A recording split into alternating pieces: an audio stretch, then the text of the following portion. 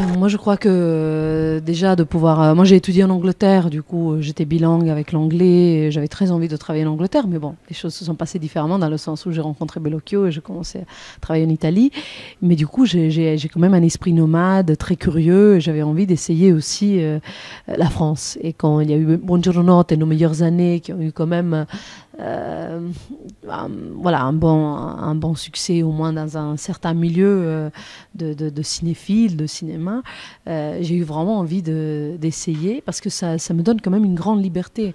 Je me sens... des fois, le cinéma peut être quand même un milieu un peu étouffant.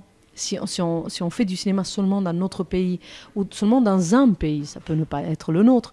Mais après, on ne peut jamais s'échapper, on ne peut jamais changer d'air, on ne peut jamais essayer d'autres choses. Et je ne voulais pas être emprisonnée par un problème de langue ou de...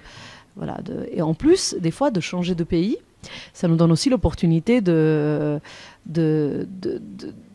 quand le point de vue sur nous, les comédiens, change, on a aussi l'opportunité du coup de jouer des rôles différents qui ne nous seraient pas offerts dans notre propre pays ou si on jouait dans notre langue.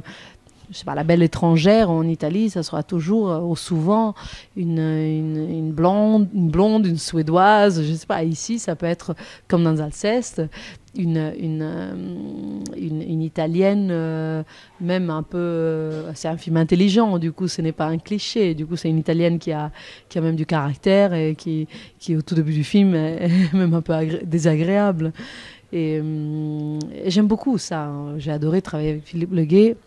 J'ai adoré travailler et je l'aime beaucoup. C'est quelqu'un que je l'ai beaucoup aimé, mais je parle de lui au présent parce que pour moi, il est encore présent. Mais travailler avec Claude Miller, ça a été vraiment pour moi, Bellocchio et Claude Miller, ils ont des choses en commun. C'est vraiment un réalisateur libre lui aussi, parce que pour avoir la liberté voilà, de me faire interpréter le rôle d'une amérindienne, canadienne, de me faire jouer en anglais avec un accent français, etc. C'était énorme et ça a été une très belle expérience de vie pour moi.